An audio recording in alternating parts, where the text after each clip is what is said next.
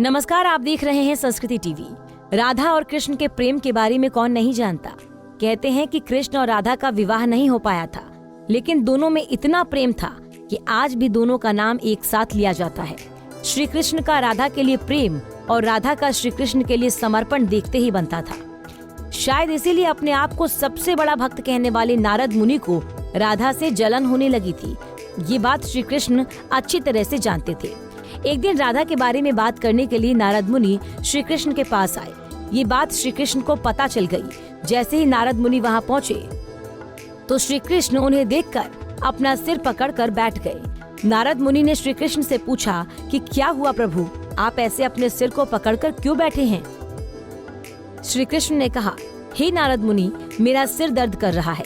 नारद मुनि ने पूछा, प्रभु इसको दूर करने का उपाय क्या है। तब श्री कृष्ण ने कहा, अगर मैं अपने सबसे बड़े भक्त का चरणामृत पी लूं तो इसे दूर किया जा सकता है। तब नारद मुनि सोचने लगे कि सबसे बड़ा भक्त तो मैं हूँ, लेकिन अगर मैं अपना चरणामृत दूंगा तो मुझे नरक जाने में कितना पाप लगेगा। मैं प्रभु को अपना चरणामृत नहीं दे सकता।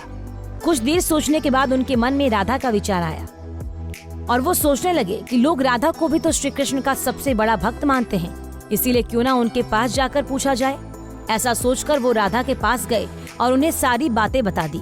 राधा ने जैसे ही सुना, एक बर्तन में अपने पैर धोकर चरणामृत नारद मुनि को देते हुए कहा, हे मुनिराज, मुझे नहीं पता था कि मैं उनकी कितनी बड़ी भक्त हूँ, लेकिन मुझे ये पता है कि श्री कृष्ण को अपना चरणामृत देने से मुझे नरक जाने में जितना पाप लगेगा और मुझे नरक जितनी यातना सहनी पड़ेगी, मुनिवर वो सब मैं सहन कर सकती हूँ, लेकिन अपने स्वामी को पीड़ा में नहीं देख सकती। ये चरणामृत ले जाकर आप उन्हें दे दें। राधा की बात सुनकर नारद मुनि का सारा घमंड चूर चूर हो गया और उनको पता चल गया कि राधा ही सबसे बड़ी भक्त हैं और श्री कृष्ण ने ये लीला मुझे समझाने के लिए ही रची थी।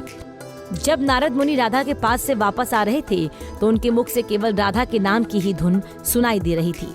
जब वो कृष्ण के पास पहुँचे तो देखा कि श्री कृष्ण उनको देखकर केवल मुस्कुराए जा रहे हैं और नारद मुनि ने भी सारी बात को समझकर उन्हें प्रणाम करते हुए कहा, राधे राधे। दोस्तों, उम्मीद है आपको हमारी ये जानकारी पसंद आई होगी। ऐसी ही धर्म और आस्था से जुड़ी जानकारी के लिए देखते रहिए संस्कृति टीवी।